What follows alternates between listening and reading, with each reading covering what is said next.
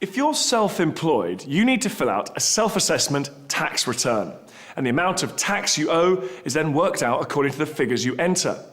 You can either do this by filling in a paper form, or you can do it online, in which case all the calculations are done automatically for you. At the same time, you also need to think about national insurance payments too, all of which is explained in another video. But when do you have to get all this done by? Well, the tax year ends on the 5th of April. Then, if you choose to fill in the paper form, you need to get it in by the following 31st of October, which gives you almost 7 months. But be warned, if it arrives later than this, you'll be charged a penalty. On the other hand, if you do it online, you'll have until the 31st of January to complete it, which gives you an extra 3 months. David Vickery sends us this report. When Flash Bristow was made redundant in 2004, she decided to set up in business for herself, designing all kinds of websites for charities and small businesses. I decided I had to start my own business because my disability meant that it was harder and harder for me to commute to the centre of London.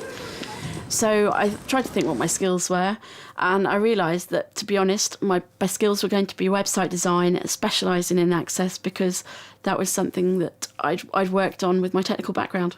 Working from home, she specialises in making the online experience accessible to people with all kinds of disability. So she really appreciates the value of online self-assessment. I like the fact that I can do it all at my computer. I appreciate the fact that you can save it and come back to it. You don't have to have everything ready all at once, as long as it's all done before the deadline when you have to submit it. And I like the fact that it calculates the tax for you.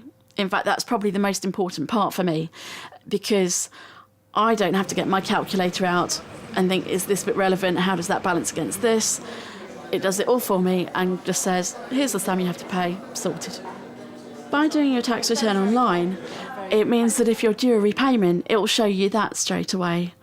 And also doing it online, you're at an advantage, because the online returns are processed much more quickly than the paper returns. So if you're due a repayment, you'll get it more quickly. Transactions stuff. Luckily, my dad's an accountant. So I went to him and asked him, and he explained it. And from then on, I've known what to do, and it's been a lot more straightforward. Once you've got the first one done, the rest are easy. If you're not lucky enough to have an accountant in the family like Flash, you might decide to hire one to help you. Either way, to help you fill in your tax return online, you can use this step-by-step guide. Remember though, even when you hire an accountant or tax advisor to help out, it's still your responsibility to make sure that everything is done accurately and on time. Now, back to the studio.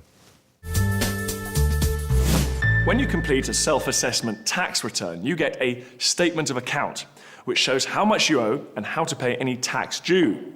Not only this, it also shows you how much you've paid previously and any money Revenue and Customs has repaid to you.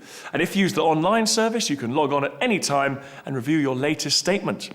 If you set up as a partnership, which is also classed as self-employed, then each partner has to fill out their own self-assessment tax return, as well as a partnership supplementary page.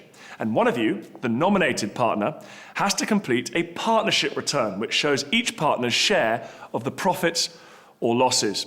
Do remember, however, that although the nominated partner is responsible for filling in this return, all the partners are liable to be charged a penalty if it's late in.